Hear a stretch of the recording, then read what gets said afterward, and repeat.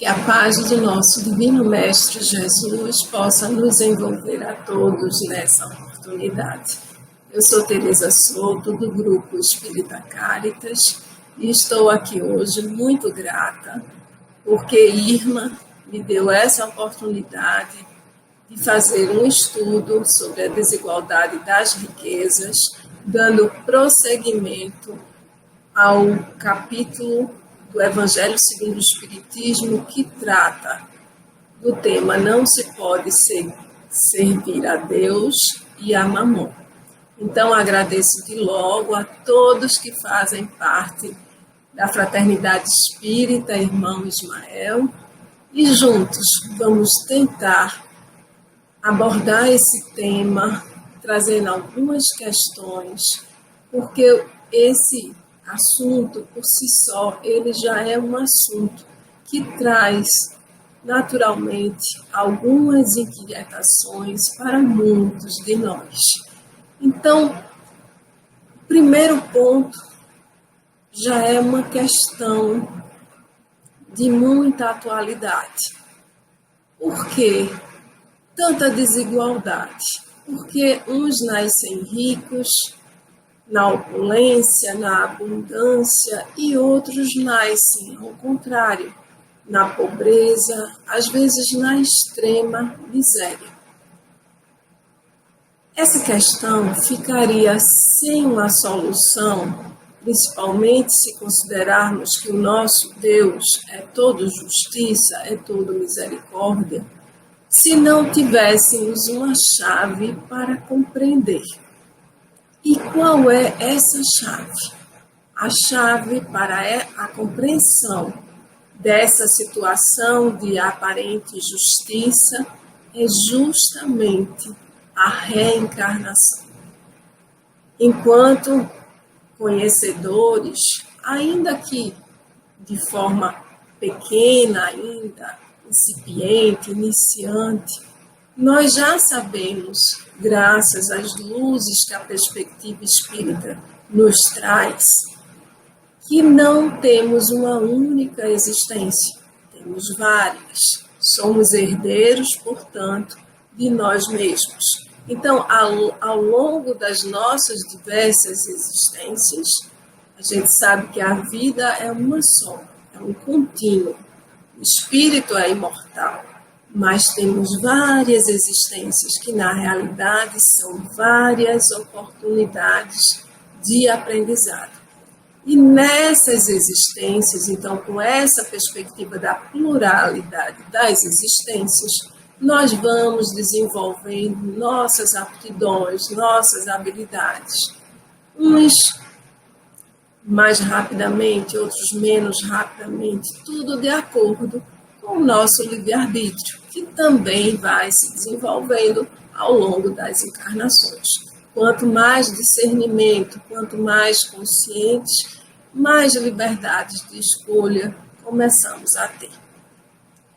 Então, a pluralidade das existências, essa perspectiva nos mostra que precisamos passar pelas diversas experiências, porque nossos espíritos ainda não são maduros suficientes.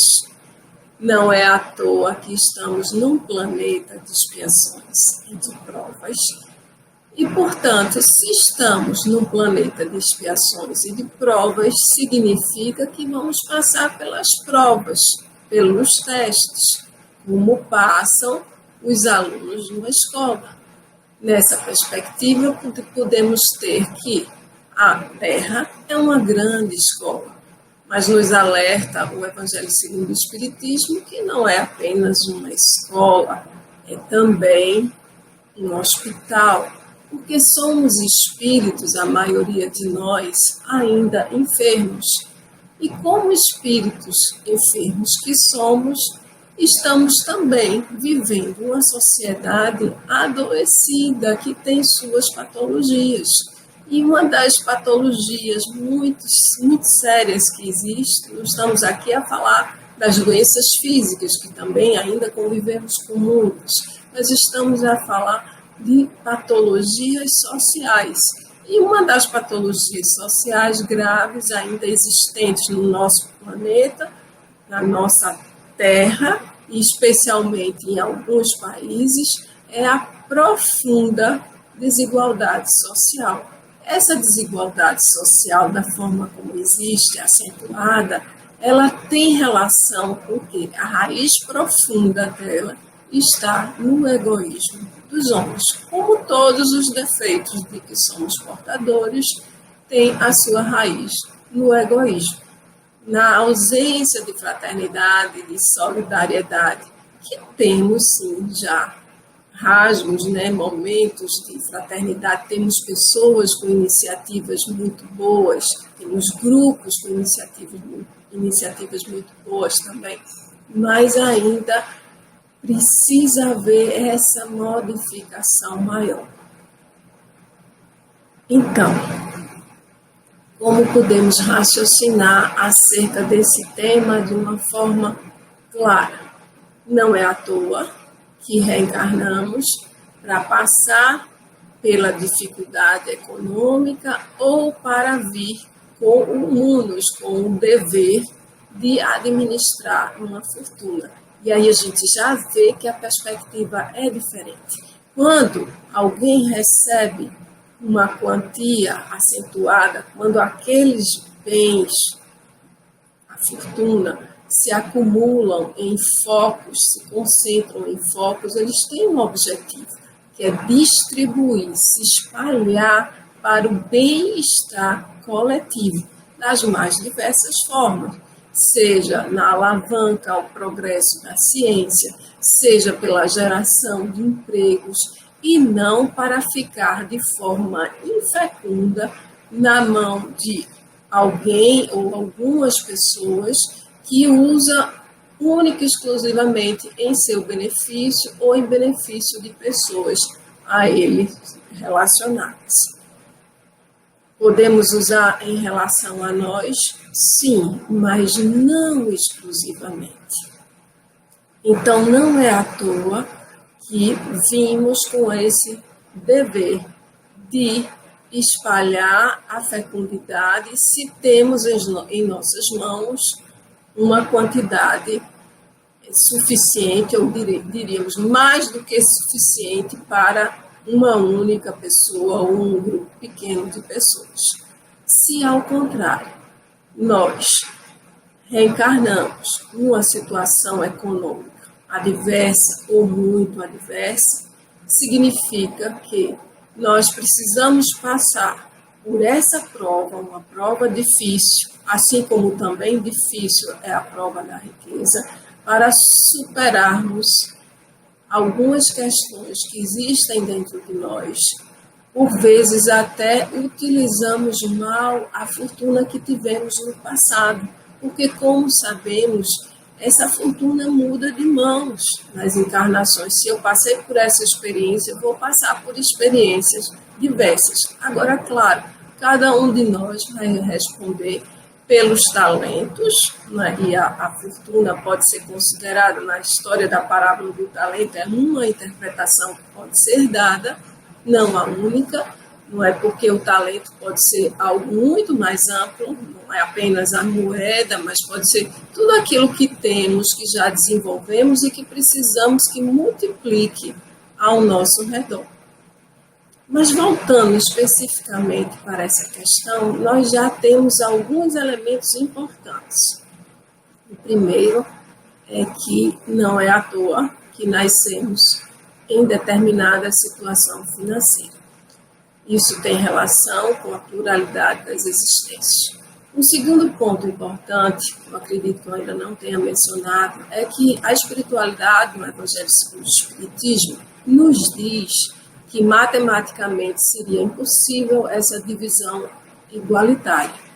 E ainda que se fosse feita uma divisão igualitária, exatamente pelas diferenças de aptidões, essa fortuna rapidamente não teria a produtividade que ela deveria ter, porque alguns não saberiam administrar da melhor forma possível. E é verdade que mesmo Aqueles que às vezes sabem administrar, que poderiam gerir muito bem em prol da elevação da sociedade, não o fazem. E aí poderíamos nos indagar, e por que foi para a mão daquela pessoa se havia a chance de não dar certo? Ora, em relação a qualquer prova, na realidade, há sempre a possibilidade de que venhamos todos nós a sucumbir, tanto na prova da riqueza quanto na prova da miséria. Na prova da miséria ou da pobreza extrema, nós podemos sucumbir pela revolta, por não fazermos a nossa parte, por nos acharmos injustiçados, porque a resignação que se deve ter é uma resignação operante, uma resignação ativa de buscarmos a nossa melhoria. Inclusive a nossa melhoria, ou sobretudo a nossa melhoria enquanto seres humanos. Não é à toa que viemos em certas condições para desenvolver algo que no passado, em outra encarnação, não conseguimos desenvolver. E a fortuna nos adverte, o Evangelho segundo o Espiritismo pode ter um efeito muito ruim para aqueles que não ampliam o seu olhar em direção ao bem, em direção ao próximo. E não são poucos os que sucumbem, os que falem, porque não conseguiram resistir, digamos assim, às tentações que um bolso ou as bolsas muito cheias podem proporcionar. É também o Evangelho segundo o Espiritismo que nos alerta que, na verdade, isso pode ser o supremo excitante de tudo que é relacionado à matéria, como, por exemplo, as futilidades excessivas do mundo, a sensualidade. Então, isso pode ser um motivo de queda na encarnação. E frequentemente o é. Tanto que é conhecido aquilo que está no Evangelho de Jesus, que é mais fácil passar um camelo, cuja tradição aí de camelo é um cabo grosso, por um buraco de uma agulha, do que um rico entrar no reino dos céus. Isso significa as dificuldades que essa prova trazem para quem a recebe, ou para quem tem esse compromisso, porque não esqueçamos, quando estamos no plano espiritual, recebemos os encargos e também as benesses pelas quais seremos aquinhoados, mas no caso da fortuna, é um encargo. Então, há o planejamento no plano espiritual, juntamente com os nossos benfeitores, e quando reencarnamos já temos o desenho das linhas gerais de como vai ser, daquilo que mais importa nas nossas vidas. Quer dizer, então, que estamos numa fatalidade de permanecer eternamente numa situação de miséria? Não, porque temos o nosso livre-arbítrio e muitas vezes, em meio às condições mais adversas, nós conseguimos galgar espaços que nem imaginávamos. Inclusive, não é incomum que pessoas que estão situadas em comunidades muito carentes e ali nasceram e ali cresceram, consigam a melhoria de condições e consigam também que a comunidade ao seu redor também progrida. Isso não acontece por acaso. Muitas vezes aquele espírito é colocado ali e não é um espírito que está recebendo, digamos, uma expiação. Não, ele está ali para mostrar que é possível e que a nossa destinação não é a infelicidade, não são os queixumes. Não, a destinação de todos nós é crescermos em direção ao bem. E agora eu vou pedir licença para complementar esse estudo do Evangelho segundo o Espiritismo com um lembrete que Emmanuel nos faz. Emmanuel, ele nos diz o seguinte, o livro é o Consolador. Deixa eu mostrar aqui a vocês. Desculpem pelo barulho.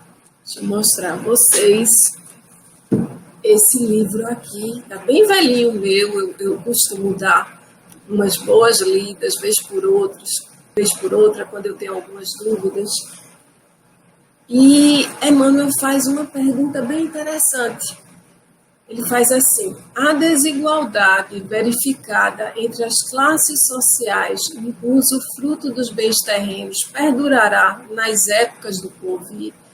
Ele traz esse questionamento com a resposta que é dada por ele mesmo. Foram coletâneas de questões que poderiam interessar a nós, a humanidade aqui terrena. Então, a resposta é bem interessante. Diz assim: a desigualdade social é o mais elevado testemunho da verdade da reencarnação, mediante a qual cada espírito tem sua posição definida de regeneração e resgate. Então, aí, nenhuma novidade, mas reforça o que já temos no Evangelho segundo o Espiritismo. Ele completa: nesse caso, consideramos que a pobreza, a miséria, a guerra, a ignorância, como outras calamidades coletivas, são enfermidades do organismo social, devido à situação de prova da quase generalidade dos seus membros. Então, quase todos nós aqui na Terra, encarnados, estamos em situação de prova. Aquilo que havia sido falado logo no início. E ele usa o seguinte termo: cessada, não é? Finalizada, terminada, a causa patogênica, com a iluminação de todos em Jesus Cristo, a moléstia coletiva estará eliminada dos ambientes humanos. Então, essa desigualdade, a gente tem explicação, a gente sabe o porquê, mais do que isso. A gente sabe o para quê, a gente sabe o porquê, porque somos herdeiros de nós mesmos e precisamos passar pelas diversas experiências. A gente sabe para quê, é para a nossa evolução, é para o nosso crescimento. Mas isso não quer dizer que não seja um reflexo de uma sociedade adoecida ainda, cujos membros também são adoecidos. A sociedade é um reflexo dos seus membros. E, por sua vez, a sociedade também, enquanto grupo social, influencia os indivíduos. E também gostaria de trazer para a nossa reflexão, também a título de complementação, o que diz Viana de Carvalho. Vou mostrar também o livro a vocês. Esse aqui, Atualidade do Pensamento Espírita, a psicografia de Divaldo, e tem uma frase que me chamou muita atenção sobre o tema, que é também relacionada a essa questão dessa desigualdade social ainda tão marcada na nossa civilização e, como foi dito antes, especialmente em relação a alguns países. Ele diz assim, Viana de Carvalho: podemos e devemos pensar na construção de uma sociedade justa, sem desigualdades, e essa é uma das metas nobres do Espiritismo, aliado ao pensamento da sociologia. Enfrentaremos certamente um grande desafio que ainda perdurará, que é a desigualdade moral dos indivíduos em razão do seu estágio de evolução espiritual, que, sendo primário, gerará, assim, as injustiças que ainda agraçam na Terra. Então, ainda teremos algum tempo, esse período difícil, onde as desigualdades sociais são ainda muito fortes, porque a desigualdade econômica em si, ela não provocaria necessariamente a desigualdade social se os homens agissem não com egoísmo, mas visando o bem-estar coletivo, o bem-estar da humanidade. Então, a gente viu que é colocado na mão de alguns uma concentração maior de riqueza para que essa riqueza frutifique e se espalhe e não permaneça concentrada. Então, essa é a grande questão. Mas tudo isso para raciocinarmos sem revolta, compreendendo a situação da nossa enfermidade enquanto coletividade. Somos indivíduos que ainda não aprenderam a amar verdadeiramente, e nesse contato de uns com os outros, inclusive com as dores do mundo, com os sofrimentos, é que vamos aprender a ser melhores. É a chamada dor remédio. Passamos por certas situações de dificuldade para aprender. E aquele que teve a possibilidade em suas mãos de gerar o bem e não fez por omissão ou por exploração de outro ser humano, vai responder porque isso é da lei de causa e efeito. E um dia aprenderá, com as próprias dores morais, a melhorar e não mais pensar de uma forma egoísta. E é por isso que é tão importante todos nós, nessa sociedade em que vivemos, nos alimentarmos dos bons pensamentos, da oração, para nos fortalecer, nos fortificar e sempre pensar qual o meu papel no mundo.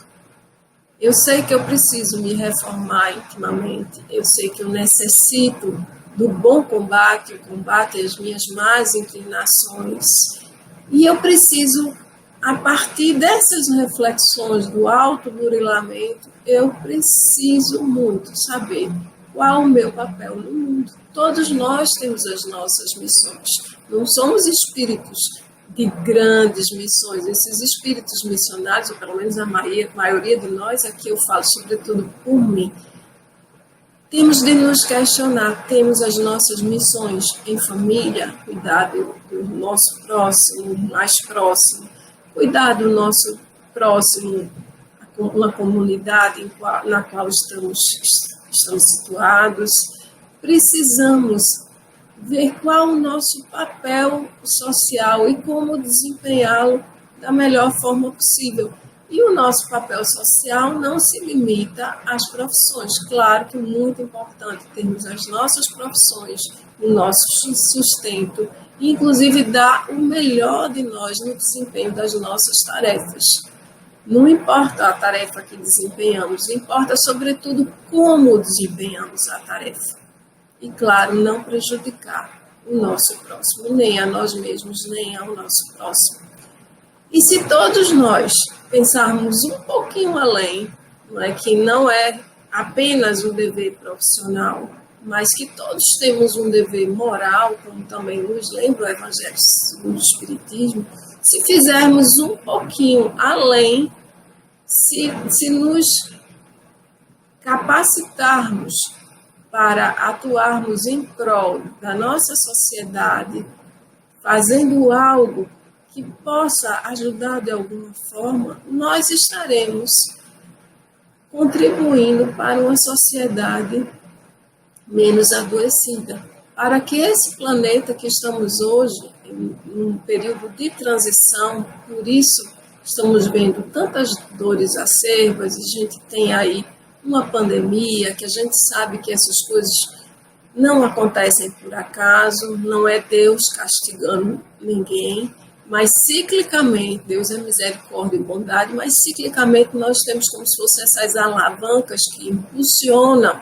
o ser humano a despertar, cuja origem, não nos iludamos, está exatamente no homem que não cuida de diversos fatores da própria natureza, do homem que enxerga fronteiras rígidas como se elas existissem realmente do ponto de vista espiritual. Somos todos seres humanos, filhos do mesmo Pai, E o mesmo Deus amoroso e misericordioso e que quer que as criaturas se socorram, se ajudem umas às outras.